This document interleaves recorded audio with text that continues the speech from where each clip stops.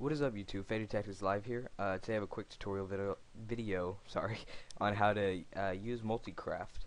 I've been getting quite a few questions because yes, I do own my own server, and yes, it does use a multicraft control panel. Cool.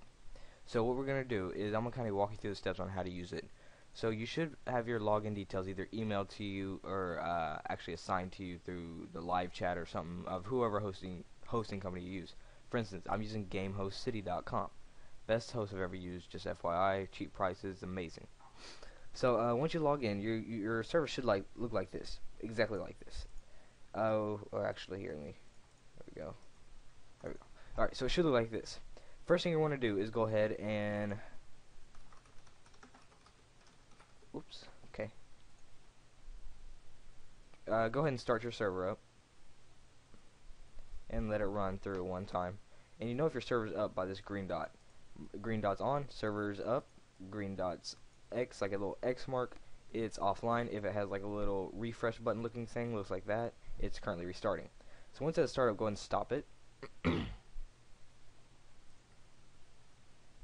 Okay, so now I'll go through the details. Basically, you have your players, how many players are online, your status, as you can see it's offline, your status banner, which you can show by clicking on it, your port and your IP address.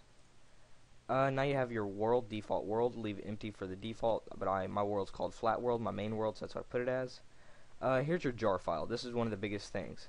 You can select whichever jar file you want. For instance, if you want a vanilla, there you go, vanilla. If you're wanting a default, just nothing, there you go. But I want Craft Bucket 1.4.5. Oops, I don't know what that was all about. Okay, or you can also use, in some cases, a jar file of your own name. So basically you'll upload the jar file using FTP access. I'll show you how to do that in a second. And you'll just put a name here on your jar file. Advanced options. As you can see, on my memory, I have 6 gigs of memory, which is 6,144 megabytes.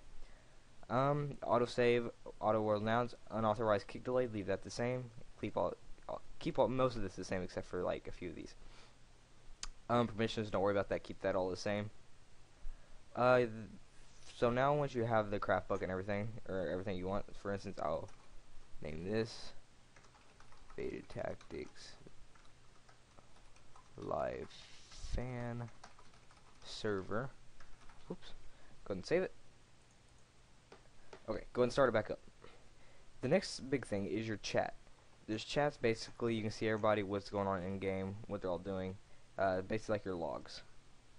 Your console is just like you would get in that black box that kind of looks like this, but you're like your server's running through it.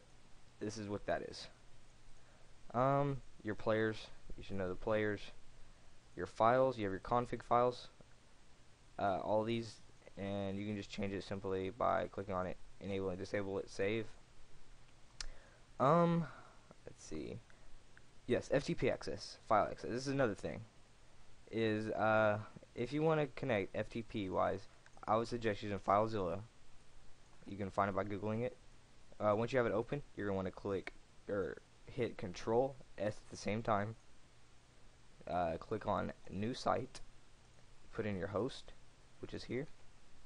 Your port, which is 21. Do not use your Minecraft default port, the 25565. Use 21. Your username, which it will provide you with. Oh, also the login type, put it to normal. And then your password to log into your control panel. And it will log you in, and you can see here is all your files for your actual server.